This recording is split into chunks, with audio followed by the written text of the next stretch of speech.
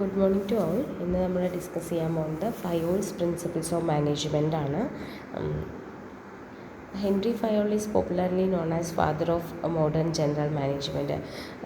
ഫയോളാണ് modern മാനേജ്മെൻറ്റിൻ്റെ പിതാവ് എന്നറിയപ്പെടുന്ന വ്യക്തിയാണ് ഹെൻറി ഫയോൾ. ഓക്കെ, അദ്ദേഹം 1841 ജനിച്ചത്. അദ്ദേഹവും നമ്മുടെ FW ടൈലർ പോലെ അദ്ദേഹം ഒരു എൻജിനീയർ ആയിരുന്നു. കോൾ മൈൻ എൻജിനീയർ ആയിരുന്നു. ഫ്രഞ്ച് കോൾ മൈനിങ് കമ്പനിയിലായിരുന്നു അദ്ദേഹം വർക്ക് ചെയ്തത് എൻജിനീയറായിട്ട്. അതിനുശേഷം അദ്ദേഹം ആ കമ്പനിയുടെ മാനേജിങ് ഡയറക്ടറായിട്ട് മാറി. Fayol was the first to identify 4 functions of management. നമ്മൾ മാനേജ്മെൻറ്റിൻ്റെ ഫങ്ഷൻസ് പഠിച്ചു കഴിഞ്ഞതാണ്. Planning, organising, directing and controlling എന്ന് പറഞ്ഞിട്ട് ആ 4 ഫങ്ഷൻ മാനേജ്മെൻറ്റിന് ആ 4 ഫങ്ഷൻ ഉണ്ട് എന്നുള്ളത് ആദ്യമായിട്ട് ഐഡൻറ്റിഫൈ ചെയ്തത് ഫയോളാണ്. ഓക്കെ, അപ്പോൾ ബിസിനസ് എഫക്റ്റീവായിട്ട് റൺ ചെയ്യാൻ വേണ്ടിയിട്ട് ഫയോൾ സജസ്റ്റ് ചെയ്തിരിക്കുന്നത് ഒരു 14 പ്രിൻസിപ്പിൾസാണ് സജസ്റ്റ് ചെയ്തിരിക്കുന്നത്. ഓക്കെ, അപ്പോൾ ഹെൻറി ഫയോൾ കോൺട്രിബ്യൂട്ട് ചെയ്തിരിക്കുന്നത് 14 പ്രിൻസിപ്പിൾസ് ഓഫ് മാനേജ്മെൻ്റ് ആണ് കോൺട്രിബ്യൂട്ട് ചെയ്തിരിക്കുന്നത് for the effective running of business. Okay, അതിലോരോന്നും നമുക്ക് ഡിസ്കസ് ചെയ്യാം. അതിൽ ഒന്നാമത്തേത് ഡിവിഷൻ ഓഫ് വർക്കാണ്. ഡിവിഷൻ ഓഫ് വർക്ക് എന്ന് പറഞ്ഞു കഴിഞ്ഞാൽ work is divided into small task and jobs. Division of work promote specialisation and avoid waste of time and effort by doing the same work again and again as the worker gains speed and accuracy. This principle is applied to technical as well as managerial duty. അതായത് division of work ആ പേരിൽ തന്നെ ഉണ്ട്. എന്ത് ചെയ്യുക? വർക്കിനെ divide ചെയ്യുക. ഒരു ടോട്ടൽ വർക്കിനെ സ്മോൾ വർക്ക്സ് ആയിട്ട്, ചെറിയ ചെറിയ ഭാഗങ്ങളായിട്ട്, ചെറിയ ചെറിയ വർക്കുകളായിട്ട് എഗെയിൻ ആ ടോട്ടൽ വർക്കിനെ ഡിവൈഡ് ചെയ്യുന്നതിനെയാണ് ഡിവിഷൻ ഓഫ് വർക്ക് എന്ന് പറയുന്നത്. ഓക്കെ, അപ്പോൾ എന്താണ്? ഒരു ഓർഗനൈസേഷന് ടോട്ടൽ വർക്കിനെ ഡിവൈഡ് ചെയ്യുക. ഓക്കെ, ഇപ്പോൾ നമ്മൾ എക്സാമ്പിൾ പറയുകയാണെങ്കിൽ ഒരു വർക്കാണ് പർച്ചേസ് ചെയ്യുക എന്ന് പറയുന്നത് ഒരു വർക്കാണ്. അപ്പോൾ ആ വർക്കിനെ നമുക്ക് എങ്ങനെ ഡിവൈഡ് ചെയ്യാം? പർച്ചേസ് ഓർഡർ കൊടുക്കുക എന്നത് ഒരാളുടെ റെസ്പോൺസിബിലിറ്റി, ഒരാൾക്ക് കൊടുക്കുക. അതേപോലെ തന്നെ മെറ്റീരിയൽ റിസീവ് ചെയ്യാൻ വേണ്ടിയിട്ട്, മെറ്റീരിയൽ റിസീവ് ചെയ്യുന്നതിനുള്ള ഒരു വർക്ക് ഒരാൾക്ക് കൊടുക്കുക. അതേപോലെ തന്നെ പേയ്മെൻറ്റിൻ്റെ കാര്യം, പർച്ചേസ് ചെയ്തതിന് നമ്മൾ പേ ചെയ്യണം, ആ പേയ്മെൻറ്റിന് വേണ്ടിയിട്ട് വേറൊരാളെ ഏൽപ്പിക്കുക, ആ വർക്ക് വേറൊരാളെ ഏൽപ്പിക്കുക. അതേപോലെ തന്നെ കിട്ടിയ മെറ്റീരിയൽസ്, പർച്ചേസ് ചെയ്ത മെറ്റീരിയൽസ് ക്വാളിറ്റി ഉള്ളതാണോ എന്ന് ചെക്ക് ചെയ്യാൻ വേണ്ടിയിട്ട് വേറൊരു ആളെ അപ്പോയിൻറ്റ് ചെയ്യുക. അങ്ങനെ എന്ത് ചെയ്യുക? ഒരു ടോട്ടൽ വർക്കിനെ ചെറിയ ചെറിയ വർക്കുകളായിട്ട് ഡിവൈഡ് ചെയ്യുക. അതാണ് ഡിവിഷൻ ഓഫ് വർക്ക്. അപ്പോൾ ഇങ്ങനെ ചെയ്യുമ്പോൾ ഒരാൾക്ക് ആ ടോട്ടൽ വർക്ക്, ഒരാൾക്ക് തന്നെ ആ മൊത്തം വർക്ക് നോക്കേണ്ട ആവശ്യമില്ല. അദ്ദേഹത്തിന് ആ കിട്ടിയ ടാസ്ക് മാത്രം നോക്കിയാൽ മതി. ഇപ്പോൾ ഒരാൾക്ക് എന്താണ്, നമ്മൾ പറഞ്ഞു പർച്ചേസ് ഓർഡർ മാത്രം കൊടുത്താൽ മതി ഒരു വ്യക്തിക്ക്. വേറെ ആൾക്ക് എന്താണ്, ആ കിട്ടിയ മെറ്റീരിയൽ ക്വാളിറ്റി ഉള്ളതാണോ എന്ന് മാത്രം ഇൻസ്പെക്ട് ചെയ്താൽ മതി. അപ്പോൾ അവർക്ക് എന്താണ്, ഈ ചെറിയ ചെറിയ വർക്കുകളായിട്ട് ഡിവൈഡ് ചെയ്യുമ്പോൾ അവർക്ക് ആ വർക്ക് മാത്രം, അവർക്ക് അലോട്ട് ചെയ്ത വർക്ക് മാത്രം എന്ത് ചെയ്താൽ മതി? ശ്രദ്ധിച്ചാൽ മതി. അങ്ങനെ അവർക്ക് അലോട്ട് ചെയ്ത വർക്ക് മാത്രം ശ്രദ്ധിച്ചാൽ മതി. അതുമാത്രമല്ല, അവരത് വീണ്ടും വീണ്ടും അവർ ചെയ്ത വർക്ക് തന്നെയാണ് ചെയ്യേണ്ടത്. ഒരാൾ സെയിം വർക്ക് തന്നെ എഗെയിൻ ആൻഡ് എഗെയിൻ ചെയ്യുമ്പോൾ ആ വർക്കിൽ അദ്ദേഹത്തിൻ്റെ സ്പീഡ് വർദ്ധിക്കും, അതേപോലെ തന്നെ ആക്യുറസി വർദ്ധിക്കും. സ്പീഡും ആക്യുറസി വർദ്ധിക്കുക മാത്രമല്ല, വേസ്റ്റ് ഒഴിവാകും, വേസ്റ്റ് ഓഫ് ടൈം, അല്ലേ? ടൈം കുറച്ച് മതി, അല്ലെ? ഒരു കാര്യം തന്നെ വീണ്ടും വീണ്ടും ചെയ്യുകയാണ് നമ്മളപ്പോൾ അവിടുത്തെ എക്സ്പേർട്ടായിട്ട് മാറിക്കഴിഞ്ഞ് കഴിഞ്ഞാൽ ഓട്ടോമാറ്റിക്കലി ടൈം വളരെ കുറച്ച് മതി, കുറച്ചേ എടുക്കുകയുള്ളൂ. ഓക്കെ, അപ്പോൾ എന്താണ് ഡിവിഷൻ ഓഫ് വർക്കിൽ ഇങ്ങനെ ടോട്ടൽ വർക്കിനെ ഡിവൈഡ് ചെയ്ത് ചെറിയ ചെറിയ വർക്കുകളായിട്ട് ഓരോരുത്തർക്ക് അലോട്ട് ചെയ്യുമ്പോൾ അവർക്ക് ആ വർക്കിൽ മാത്രം കോൺസെൻട്രേറ്റ് ചെയ്താൽ മതി. അവർ ആ വർക്ക് തന്നെ വീണ്ടും വീണ്ടും ചെയ്യുമ്പോൾ അവരതിൽ എന്ത് ചെയ്യുന്നു? സ്പീഡ് വർദ്ധിക്കുന്നു, ആക്യുറസി വർദ്ധിക്കുന്നു. അതേപോലെ വളരെ ചുരുങ്ങിയ സമയം കൊണ്ട് ആ വർക്ക് കംപ്ലീറ്റ് ആക്കാൻ പറ്റുന്നു. അവരതിൽ എക്സ്പേർട്ട് ആവുന്നു, സ്പെഷ്യലൈസേഷൻ ഉണ്ടാവുന്നു. ഓക്കെ, അപ്പോൾ ഈ പ്രിൻസിപ്പിൾ എന്ന് പറയുന്നത് നമുക്ക് എല്ലാ ഫീൽഡിലും അപ്ലൈ ചെയ്യാം. ടെക്നിക്കൽ ഫീൽഡിലും അതേപോലെ തന്നെ മാനേജീരിയൽ ഫീൽഡിലും, എല്ലാ ഫീൽഡിലും അപ്ലൈ ചെയ്യാൻ പറ്റുന്ന ഒരു പ്രിൻസിപ്പിളാണ് എന്ത്? ഡിവിഷൻ ഓഫ് വർക്ക് എന്ന് പറയുന്നത്. ദെൻ അടുത്തത് authority and responsibility. Authority is the right to give orders to subordinate and responsibility is the duty in which subordinates are expected to perform. Authority എന്ന് പറഞ്ഞു കഴിഞ്ഞാൽ ഓർഡേഴ്സ് കൊടുക്കാനുള്ള റൈറ്റാണ് എന്ത് അതോറിറ്റി എന്ന് പറയുന്നത്. റെസ്പോൺസിബിലിറ്റി എന്ന് പറഞ്ഞു കഴിഞ്ഞാൽ അവരുടെ ഡ്യൂട്ടി എന്ത് ചെയ്യുക, ഡ്യൂട്ടിയാണ് റെസ്പോൺസിബിലിറ്റി എന്ന് പറയുന്നത്. അവർക്ക് എന്താണോ വർക്ക് അസൈൻ ചെയ്തിരിക്കേണ്ടത് അത് ചെയ്യാനുള്ള അദ്ദേഹത്തിൻ്റെ ഡ്യൂട്ടിയാണ് എന്താ റെസ്പോൺസിബിലിറ്റി എന്ന് പറയുന്നത്. അപ്പോൾ these principle state that authority and responsibility are coexisting. ഫയോളിൻ്റെ അതോറിറ്റി ആൻഡ് റെസ്പോൺസിബിലിറ്റി എന്ന് പറയുന്ന പ്രിൻസിപ്പിളിൽ പറയുന്നത് അതോറിറ്റിയും റെസ്പോൺസിബിലിറ്റിയും കോ എക്സിസ്റ്റിംഗ് ആണ്. കോ എക്സിസ്റ്റിംഗ് എന്ന് പറഞ്ഞു കഴിഞ്ഞാൽ ഒരാൾക്ക് അതോറിറ്റി കൊടുക്കുകയാണെങ്കിൽ അയാളെ അതിലെന്താണ് റെസ്പോൺസിബിളാക്കി മാറ്റുകയും കൂടെ വേണം. അതേപോലെ തന്നെ ഒരാൾക്ക് റെസ്പോൺസിബിലിറ്റി കൊടുക്കുകയാണെങ്കിൽ അതിന് ആ റെസ്പോൺസിബിലിറ്റിക്ക് ഈക്വലായിട്ടുള്ള അതോറിറ്റിയും കൂടെ അദ്ദേഹത്തിന് കൊടുത്തിരിക്കണം. ഇപ്പോൾ ഒരു എക്സാമ്പിൾ പറയുകയാണ്, ഒരു സുപ്പീരിയർ ഒരു വർക്കറിനെ കൊണ്ട് എത്ര ഗുഡ്സ് പ്രൊഡ്യൂസ് ചെയ്യാനായിട്ട് പറഞ്ഞു. അപ്പോൾ ഈ ഗുഡ്സ് പ്രൊഡ്യൂസ് ചെയ്യാനുള്ള റെസ്പോൺസിബിലിറ്റി കൊടുത്തു അദ്ദേഹത്തിന്. ഓക്കെ, ഇത്ര ഗുഡ്സ് പ്രൊഡ്യൂസ് ചെയ്യണം, ഒരു 500 ഗുഡ്സ് പ്രൊഡ്യൂസ് ചെയ്യാൻ റെസ്പോൺസിബിലിറ്റി കൊടുത്തു. പക്ഷേ എന്താണ്, അതോറിറ്റി കൊടുത്തില്ല. അപ്പോൾ അദ്ദേഹം ഗുഡ്സ് പ്രൊഡ്യൂസ് ചെയ്യാൻ നോക്കുമ്പോൾ ആവശ്യത്തിന് മെറ്റീരിയൽ ഇല്ല. പക്ഷേ മെറ്റീരിയൽ വാങ്ങിക്കാനുള്ള പവർ അല്ലെങ്കിൽ അതോറിറ്റി സുപ്പീരിയർ അദ്ദേഹത്തിന് കൊടുത്തിട്ടില്ല. അപ്പോൾ അങ്ങനെ വരുമ്പോൾ എന്താണ്, അദ്ദേഹത്തിന് മെറ്റീരിയൽ ഇല്ലാതെ ആ പ്രൊഡക്റ്റ് പ്രൊഡ്യൂസ് ചെയ്യാനായിട്ട് പറ്റില്ല. അപ്പോൾ മെറ്റീരിയൽ വാങ്ങിക്കാനുള്ള അതോറിറ്റി അദ്ദേഹത്തിൻ്റെ കയ്യിലില്ല. അപ്പോൾ അവിടെ ഒരു അദ്ദേഹത്തിന് അത് മുകളിൽ അറിയിക്കണം, ഡിലേ വരും. മുകളിൽ അറിയിച്ച് അത് ഓർഡർ പാസ്സായി വരുമ്പോഴേക്കും ഡിലേ സംഭവിക്കും. അപ്പോൾ എന്താണ് ഇവിടെ പറയുന്നത്, അതോറിറ്റിയും റെസ്പോൺസിബിലിറ്റിയും ഒരുമിച്ച് ഒരാൾക്ക് കൊടുക്കണം. എത്രയാണോ റെസ്പോൺസിബിലിറ്റി കൊടുത്തത് അതിന് ഈക്വൽ ആയിട്ടുള്ള അതോറിറ്റി കൊടുക്കുക, എത്രയാണോ അതോറിറ്റി കൊടുത്തത് അതിന് ഈക്വൽ ആയിട്ടുള്ള റെസ്പോൺസിബിലിറ്റിയും അദ്ദേഹത്തിന് ഉണ്ടാക്കി കൊടുക്കേണ്ടതാണ്. ഓക്കെ, അപ്പോൾ ഇത് authority is granded to a person he should also be made responsible. കണ്ടോ, അതോറിറ്റി കൊടുത്തു കഴിഞ്ഞാൽ അദ്ദേഹത്തിന് അതിൽ റെസ്പോൺസിബിൾ ആക്കി മാറ്റണം. ഓക്കെ, എന്നാൽ മാത്രമേ അവർ ആ നമുക്ക് അതോറിറ്റി മാത്രം കൊടുത്തു കഴിഞ്ഞാൽ അവരെന്ത് ചെയ്യും, വർക്ക് ചെയ്യില്ല. അദ്ദേഹത്തിന് റെസ്പോൺസിബിലിറ്റിയും കൂടെ വരുമ്പോഴാണ് അവർ വർക്ക് ചെയ്യുള്ളൂ, അല്ലേ? അപ്പോൾ എന്നാലേ അവർ കൃത്യസമയത്തിന് വർക്ക് ചെയ്യുള്ളൂ. അപ്പോൾ ഒരാൾക്ക് അതോറിറ്റിയും റെസ്പോൺസിബിലിറ്റിയും അതിന് ഈക്വലായിട്ടുള്ള റെസ്പോൺസിബിലിറ്റി അല്ലെങ്കിൽ റെസ്പോൺസിബിലിറ്റി അതിന് ഈക്വലായിട്ടുള്ള അതോറിറ്റി കൊടുത്തിരിക്കണം. എന്നാൽ മാത്രമേ നമുക്ക് ആ വർക്ക് കൃത്യസമയത്ത് നല്ല രീതിയിൽ തീർക്കാനായിട്ട് പറ്റുള്ളൂ. അപ്പോൾ there must be parity between authority and responsibility. അതോറിറ്റിയും റെസ്പോൺസിബിലിറ്റിയും തമ്മിൽ എപ്പോഴും ഒരു മാച്ച് ഉണ്ടാവണം. ഓക്കെ, അതോറിറ്റി കൊടുത്താൽ അതിനനുസൃതമായിട്ടുള്ള റെസ്പോൺസിബിലിറ്റി കൊടുത്താൽ അതിനനുസൃതമായിട്ടുള്ള അതോറിറ്റിയും കൊടുത്തിരിക്കണം. അതാണ് ഈ പ്രിൻസിപ്പിൾ പറയുന്നത്. അടുത്തത് മൂന്നാമത്തേത് discipline means getting obedience to rules and regulation of the organisation. It is essential for the smooth running of the business. നമുക്ക് എല്ലാവർക്കും അറിയാം, ഡിസിപ്ലിൻ എന്ന് പറഞ്ഞു കഴിഞ്ഞാൽ എന്താണ്, ആ റൂൾസും അതേപോലെ തന്നെ ഒരു ഓർഗനൈസേഷൻ ആണെങ്കിൽ അതിൻ്റേതായിട്ടുള്ള rules, regulation, code of conduct, എങ്ങനെ പെരുമാറണം എന്നുള്ളതിൻ്റെ പെരുമാറ്റ ചട്ടം എല്ലാം ഉണ്ടാവും. ആ റൂൾസും റെഗുലേഷൻസും എല്ലാം നമ്മൾ എന്ത് ചെയ്യണം, പാലിക്കണം. എന്നാൽ മാത്രമേ ആ ഓർഗനൈസേഷൻ സ്മൂത്തായിട്ട് റൺ ചെയ്ത് കൊണ്ടുപോകുള്ളൂ. അപ്പോൾ ഒരു ഓർഗനൈസേഷനിൽ ഡിസിപ്ലിൻ എന്ന് പറയുന്നത് വളരെ ഇമ്പോർട്ടൻ്റ് ആണ്. ഡിസിപ്ലിൻ ഇപ്പോൾ ഫൈവലിൻ്റെ മൂന്നാമത്തെ പ്രിൻസിപ്പിൾ എന്ന് പറയുന്നത് ഡിസിപ്ലിനാണ്. നാലാമത്തേത് യൂണിറ്റി ഓഫ് കമാൻഡ് ആണ്. This principle state that employee should receive order from one superior only. He should be accountable to one superior only. He should be The violation of this principle will lead to the following consequences: overlapping of orders and instruction, difficulty in maintaining disciplines, permanent source of conflict. അതായത് unity of command എന്ന് പറഞ്ഞു കഴിഞ്ഞാൽ ഒരു സബോർഡിനേറ്റ്സിന് ഒരു subordinate ഒരു സുപ്പീരിയറിൻ്റെ നിന്ന് മാത്രമേ order സ്വീകരിക്കാനായിട്ട് പാടുള്ളൂ. അതേപോലെ തന്നെ അദ്ദേഹം ആ സുപ്പീരിയറിനടുത്ത് മാത്രം ഉത്തരം പറഞ്ഞാൽ മതി. ഓക്കെ, അപ്പോൾ ഇതാണ് യൂണിറ്റി ഓഫ് കമാൻഡ് എന്ന് പറയുന്നത്. നമുക്കിപ്പോൾ ഒരു വർക്കർ ഒരു സുപ്പീരിയറിൻ്റെ കയ്യിൽ നിന്ന് മാത്രം ഓർഡർ സ്വീകരിക്കുക, അദ്ദേഹത്തിനോട് മാത്രം ആൻസറബിൾ ആയിട്ടിരിക്കുക, അല്ലെങ്കിൽ ആൻസർ പറയാൻ ബാധ്യതയുള്ളൂ.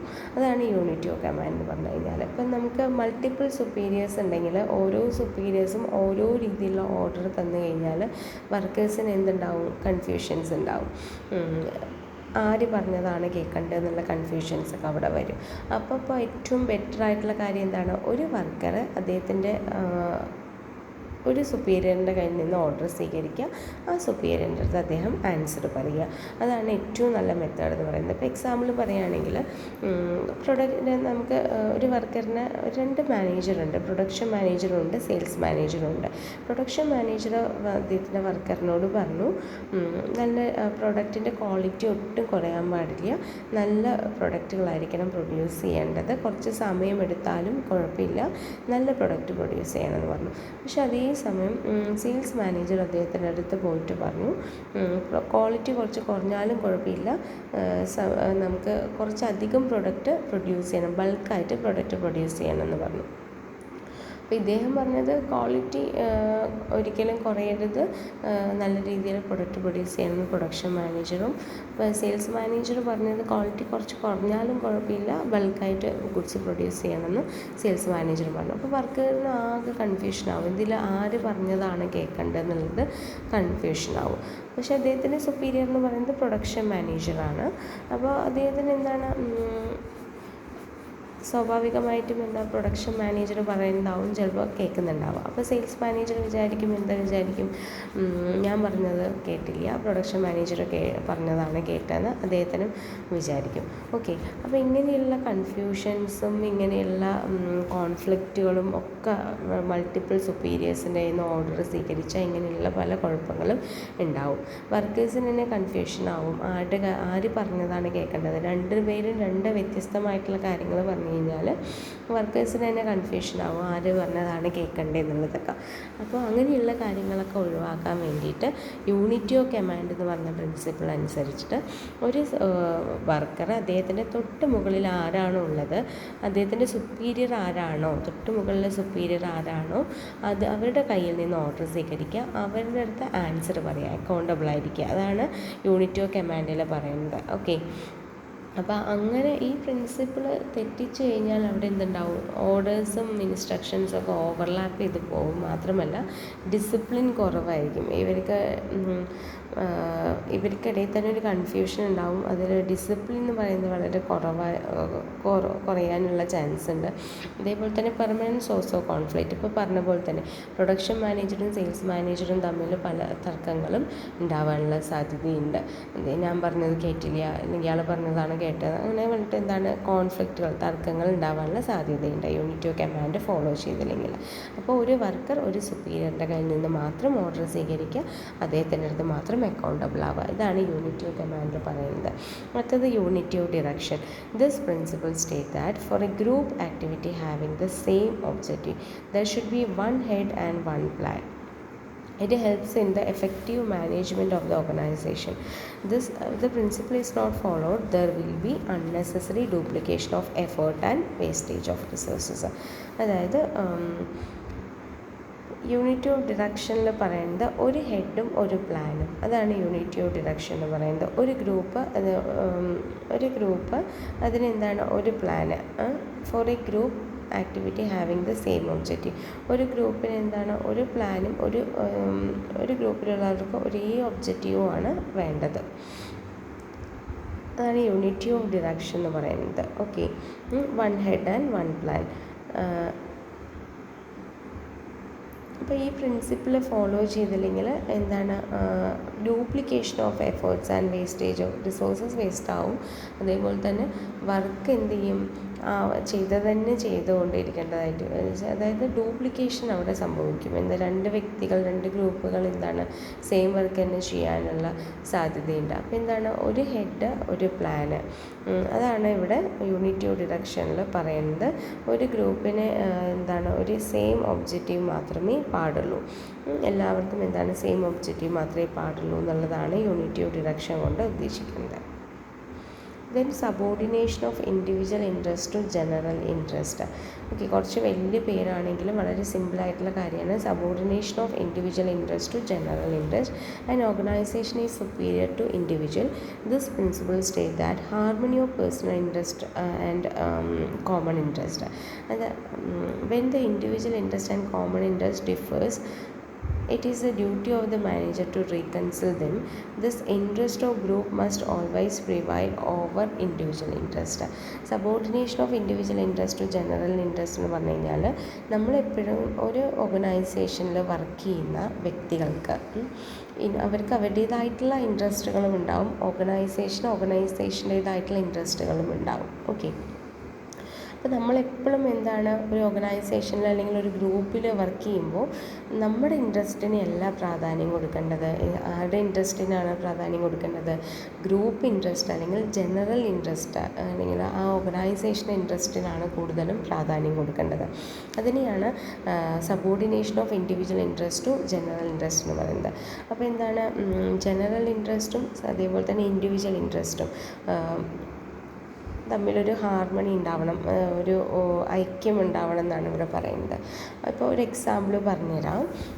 അപ്പോൾ ഒരു മാനേജർക്ക് നാളൊരു ഫങ്ഷൻ ഉണ്ട്. ഒരു മാനേജർക്ക് നാളെ ഒരു ഫങ്ഷൻ ഉണ്ട്. അപ്പോൾ അദ്ദേഹത്തിന് ആ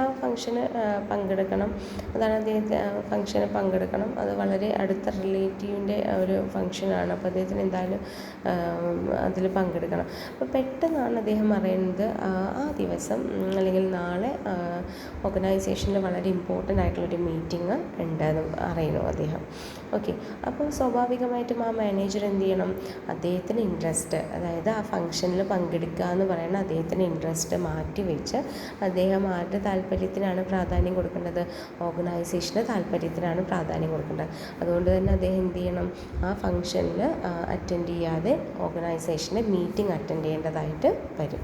അതാണ് subordination of individual interest to general interest എന്ന് പറയുന്നത്. ഓർഗനൈസേഷൻ്റെ താല്പര്യങ്ങൾക്ക് മുൻഗണന കൊടുക്കുക.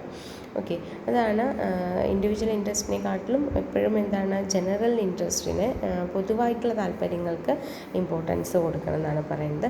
ഈ ഇൻഡിവിജ്വൽ ഇൻട്രസ്റ്റും ജനറൽ ഇൻട്രസ്റ്റും എന്താണ് തമ്മിലൊരു ഹാർമണി ഉണ്ടാവണം. അപ്പോൾ രണ്ട് ഇൻട്രസ്റ്റും, ഓർഗനൈസേഷൻ്റെ ഇൻട്രസ്റ്റും അതേപോലെ തന്നെ ഇൻഡിവിജ്വൽ ഇൻട്രസ്റ്റും സെയിം ആണെങ്കിൽ കുഴപ്പമില്ല. പക്ഷേ രണ്ടും തമ്മിൽ വ്യത്യാസം വരികയാണെങ്കിൽ എന്താണ് ചെയ്യേണ്ടത്? നമ്മൾ എപ്പോഴും ഇമ്പോർട്ടൻസ് കൊടുക്കേണ്ടത് ഓർഗനൈസേഷൻ്റെ ഇൻട്രസ്റ്റിനാണ് ഇമ്പോർട്ടൻസ് കൊടുക്കേണ്ടത്. അതാണ് subordination of individual interest to general interest എന്ന് പറയുന്നത്. അടുത്തത് remuneration of employees. Remuneration should be just and equitable. It should be satisfactory both to employer and employee. Fair remuneration motivates and keeps up the morale of workers. അതായത് റെമ്യൂണറേഷനും കൂടെ ഇവിടെ അദ്ദേഹം പ്രാധാന്യം കൊടുക്കേണ്ടത്. റെമ്യൂണറേഷൻ എന്ന് പറയുന്നത് ഇക്വിറ്റബിൾ ആയിരിക്കണം, ഈക്വൽ ആയിരിക്കണം. Just and equal. ഇക്വിറ്റബിൾ എന്ന് പറഞ്ഞു കഴിഞ്ഞാൽ ഒരേ സെയിം ജോലി ചെയ്യുന്ന ആളുകൾക്ക് സെയിം റെമ്യൂണറേഷൻ കൊടുക്കുക. ചിലപ്പോൾ എന്താണ് ജെൻഡർ വൈസ് മെയിലിനൊരു സാലറി, ഫീമെയിലിനൊരു സാലറി, ഇന്നർ റിലീജിയനുള്ള ആളുകൾക്ക് ഒരു സാലറി, ഇന്നർ റിലീജിയനുള്ള ആൾക്ക് വേറെ സാലറി, അങ്ങനെയുള്ളതൊന്നും പാടില്ല. സെയിം ജോലി ചെയ്യുന്ന രണ്ട് വ്യക്തികളുണ്ടെങ്കിൽ ആ രണ്ട് വ്യക്തികൾക്ക് എന്താണ് സെയിം സാലറി തന്നെയായിരിക്കണം കിട്ടേണ്ടത്. അല്ലാതെ ജെൻഡറിൻ്റെ ബേസിസിലോ അല്ലെങ്കിൽ റിലീജിയൻ്റെ ബേസിസിലോ കാസ്റ്റിൻ്റെ ബേസിസിലോ ഒന്നും എന്താണ് റെമ്യൂണറേഷനിൽ വ്യത്യസ്തത പാടില്ല എന്നാണ് അദ്ദേഹം പറയുന്നത്. ഓക്കെ, അപ്പോൾ ഈ മാത്രമല്ല റെമ്യൂണറേഷൻ എന്താണ് എംപ്ലോയർക്കും എംപ്ലോയിക്കും സാറ്റിസ്ഫാക്ടറി ആയിട്ടുള്ള റെമ്യൂണറേഷൻ ഫിക്സ് ചെയ്യാൻ നോക്കാം. ഫെയർ ആയിരിക്കണം എപ്പോഴും. ഓക്കെ, എപ്പോഴും ന്യായമായിട്ടുള്ള ഒരു റെമ്യൂണറേഷൻ ഫിക്സ് ചെയ്യാനായിട്ട് നോക്കണം. അങ്ങനെയുള്ള ഫെയർ റെമ്യൂണറേഷൻ ഓർഗനൈസേഷൻ ഉണ്ടെങ്കിൽ അത് ആ വർക്കറിൻ്റെ മുറയിൽ, അതായത് മനോധൈര്യം എപ്പോഴും അദ്ദേഹത്തിൻ്റെ കൂട്ടും. നമുക്ക് ഫെയർ ആയിട്ടുള്ള റെമ്യൂണറേഷൻ തന്നെയാണ് കിട്ടണത് എന്നുള്ള കാര്യം അദ്ദേഹത്തിന് ഉറപ്പാണെങ്കിൽ അദ്ദേഹം നന്നായിട്ട് വർക്ക് ചെയ്യുകയും ചെയ്യും. അപ്പോൾ റെമ്യൂണറേഷൻ ഓഫ് എംപ്ലോയീസ്.